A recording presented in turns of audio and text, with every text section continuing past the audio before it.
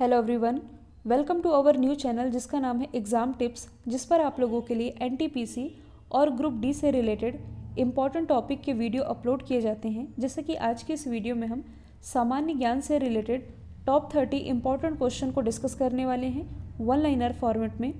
तो यदि आप लोगों को इस वीडियो की PDF चाहिए तो आप हमारे इस टेलीग्राम चैनल से भी जुड़ सकते हैं, जिसकी लिंक डिस्क्रिप्शन बॉक्स में दी हुई है। भारतीय परमाणु ऊर्जा एजेंसी की स्थापना कब हुई थी? तो भारतीय परमाणु ऊर्जा एजेंसी की स्थापना की गई थी 1954 में और इसका हेडक्वार्टर स्थित है मुंबई, महाराष्ट्र में। भारतीय सिनेमा का पिता या भारतीय सिनेमा का जनक ये कहा जाता है दादा साहब फाल्के को। सांची का स्तूप ये किस स्थान के नज़दीक में स्थित है? तो देखिए, ये स्थित है भोपाल के नज़दीक में और ये स्थित है रायसेन में, जो कि स्थापित किया गया था अशोक के शासनकाल में। मतलब कि इन्हीं के शासनकाल में इसे निर्मित किया गया था, जो कि बौद्ध धर्म का प्रतीक है। मोटेरा स्टेडियम ये कहाँ पर स्थित है? तो इसका नाम बदल करके सरदार पटेल स्टेडियम कर दिया गया है, जो कि दुनिया का सबसे बड़ा क्रिकेट स्टेडियम है और ये स्थित है गुजरात के अहमदाबाद में।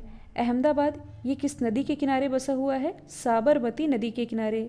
और ये जो सरदार पटेल स्टेडियम है, इसका उद्घाटन कुछ समय पहले ही जब अमेरिका के पूर्व प्रेसिडेंट डोनाल्ड ट्रंप भारत की यात्रा पर आए थे, उस समय इसका उद्घाटन किया गया था। SLR का फुल फॉर्म क्या है? तो इसकी फुल फॉर्म बनती है स्टेटरी लिक्विडिटी रेशियो। रणकपुर जैन मंदिर ये कहाँ स्थित है? तो रणकपुर जैन मंदिर ये स्थित है राजस्थान के पाली जिले में। इंपीरियल बैंक को SBI में कब बदला गया? तो देखिए, जो स्टेट बैंक ऑफ इंडिया है इसे पहले इंपीरियल बैंक के नाम से जाना जाता था। 1955 में SBI के रूप में इसकी स्थापना हुई और इसका हेडक्वार्टर स्थित है मुंबई, महाराष्ट्र में। जिस प्रकार बाघ भारत से रिलेटेड है, उसी प्रकार नेपाल से कौन रिलेटेड है? तो देखिए, जो बाघ है ये भारत का राष्ट्रीय पशु है। सेम उसी तरह से जो गाय है ये है नेपाल का राष्ट्रीय पशु। उत्तराखंड, झारखंड और छत्तीसगढ़ इन राज्यों का गठन कब किया गया? तो इन तीनों ही राज्यों का गठन एक ही वर्ष मतलब कि वर्ष 2000 में किया गया। समष्टि विज्ञान का पिता किसे कहा गया है? तो ये कहा गया है अल्फ्रेड मार्क्स को। ब्लीड यह किस प्रकार का उत्तक है? तो ये एक तरह का संयोजक उत्तक है। नीला पर्वत किसे कहा जाता है? तो नीलगिरी की जो पहाड़ियाँ हैं इसे ही नीला पर्वत कहा जाता है। इंडिया के मैप में कुछ इस तरह, जहाँ पूर्वी पहाड़ियाँ और पश्चिमी पहाड़ियाँ मिलती हैं, यहीं स्थित है नीलगिरी की पहाड़ियाँ। मतलब कि ये जो कर्नाटक, केरल और तमिलनाडु वाला एरिया है, इन तीनों ही राज्यों में ये फैला हुआ है। और नीलगिरी की जो सबसे ऊंची चोटी है ये है दो बेटा, जिसकी हाइट है 2637 मीटर, जो कि दक्षिण भारत की सबसे ऊंची चोटी भी है। ऑस्ट्रेलिया ओपन में महिला एकल का खिताब किसने जीता है? तो ये जीता है सोफिया केनिन ने, जो कि बिलोंग करती है US से। जबकि इसमें मेन सिंगल का टाइटल जीता है सर्बिया के नोवाक जोकोविक ने। तो जैसा कि आप सभी जानते हैं कि एक साल में टेनिस के कुल 4 ग्रैंड स्लैम होते हैं। कौन कौन से हैं? ऑस्ट्रेलियाई open, French open, Wimbledon open और US ओपन। जिसमें कि जो ऑस्ट्रेलियन ओपन है और US ओपन है ये खेला जाता है हार्ड कोर्ट पर। जो फ्रेंच ओपन है ये खेला जाता है क्ले कोर्ट पर, यानी कि मिट्टी के मैदान पर। और जो विंबलडन ओपन है ये खेला जाता है ग्रास कोर्ट पर, यानी कि घास के मैदान पर। तो इसी ऑस्ट्रेलियन ओपन में वुमेन सिंगल का टाइटल जीता है US की सोफिया केनिन ने और मेन सिंगल का टाइटल जीता है सर्बिया के नोवाक जोकोविक ने। पहला गोलमेज सम्मेलन ये कब आयोजित किया गया था? तो कुल 3 गोलमेज सम्मेलन हुए थे। पहला हुआ था 1930 में, दूसरा 1931 में और तीसरा हुआ था 1932 में। जिसमें कि इन तीनों ही गोलमेज सम्मेलन में भाग लेने वाले व्यक्ति जो थे ये थे भीमराव अंबेडकर जी। सहायक संधि किसके द्वारा शुरू की गई थी? लॉर्ड वेलेजली के द्वारा। जॉर्ज पंचम जब भारत की यात्रा पर आए थे 1911 में, तब किस शैली में उनका स्वागत किया गया था? तो इन विभिन्न शैलियों में इनका स्वागत किया गया था। 1959 में स्वराज पार्टी का गठन किसके द्वारा किया गया था? C राजगोपालचारी जी के द्वारा। केंद्र व राज्य का संबंध है ये किस आर्टिकल से रिलेटेड है?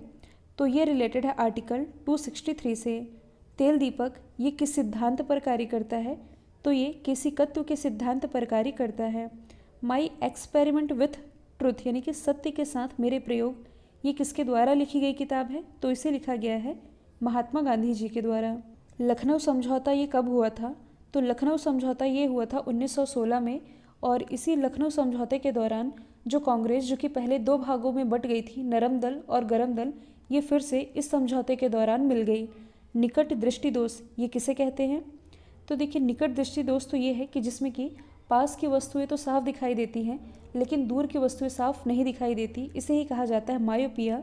इसके विपरीत दूर दृष्टि दोष में क्या होता है कि जिसमें दूर की वस्तुएं तो साफ दिखाई देती हैं लेकिन पास की वस्तुएं साफ नहीं दिखाई देती, इसे ही कहा जाता है हाइपर मेट्रोपिया। नेफ्ट का फुल फॉर्म क्या है? तो इसकी फुल फॉर्म बनती है नेशनल इलेक्ट्रॉनिक फंड ट्रांसफ़र।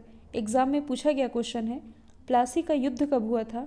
तो ये हुआ था 1957 में रॉबर्ट क्लाइव और बंगाल के नवाब सिराजुद्दौला के बीच, जिसमें कि जो सिराजुद्दौला थे इनकी हार हुई थी। किस राज्य ने सांस अभियान की शुरुआत की है? तो ये क्वेश्चन करंट से रिलेटेड है। हाल ही में जो मध्य प्रदेश गवर्नमेंट है इसके द्वारा सांस अभियान की शुरुआत की गई है।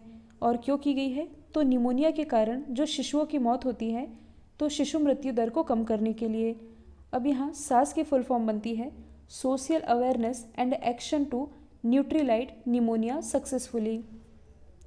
दुनिया का सबसे बड़ा अपतटीय पवन ऊर्जा संयंत्र ये कहाँ स्थापित किया जाएगा? यानी कि दुनिया का ये जो सबसे बड़ा ऑफशोर विंड एनर्जी प्लांट है जो कि स्थापित किया जाएगा साउथ कोरिया में। और जो साउथ कोरिया है ये 5G नेटवर्क लॉन्च करने वाला विश्व का पहला देश भी है। किस राज्य ने लैंड होल्डिंग की पहचान के लिए एक यूनिकोड की घोषणा की है? तो हाल ही में जो उत्तर प्रदेश गवर्नमेंट है इसके द्वारा लैंड होल्डिंग की पहचान के लिए 16 डिजिट के एक यूनिकोड की घोषणा की गई है। जैसे कि आप लोगों के पास आपका आधार कार्ड होगा जिसमें कि 12 डिजिट होंगे, जिसके माध्यम से आपकी आइडेंटिटी का पता चलता है। तो सेम उसी तरह से उत्तर प्रदेश में जो लैंड होल्डर्स हैं, यानी कि जो जमींदार हैं, उनके पास कितनी ज़मीन है ये आइडेंटिफाई करने के लिए उत्तर प्रदेश गवर्नमेंट 16 डिजिट का एक यूनिकोड जारी करेगी। कहने का मतलब ये है कि लैंड होल्डर्स को अब अपनी ज़मीन आइडेंटिफाई करने के लिए हर जगह कागजात ले जाने की ज़रूरत नहीं पड़ेगी, सिंपली एक कोड के थ्रू उनका काम बन जाएगा। लोकसभा के नेता कौन होते हैं? तो लोकसभा में जो सदन के नेता होते हैं यही होते हैं लोकसभा के भी नेता। तो दोस्तों ये थे सामान्य ज्ञान से रिलेटेड टॉप 30 इंपॉर्टेंट क्वेश्चन। तो आई होप ये वीडियो आप लोगों को पसंद आया है। यदि पसंद आया है तो एटलीस्ट एक स्टडी रिलेटेड रूप में शेयर करना बिल्कुल मत भूलिएगा। तो आज के लिए इतना ही। Thank you so much.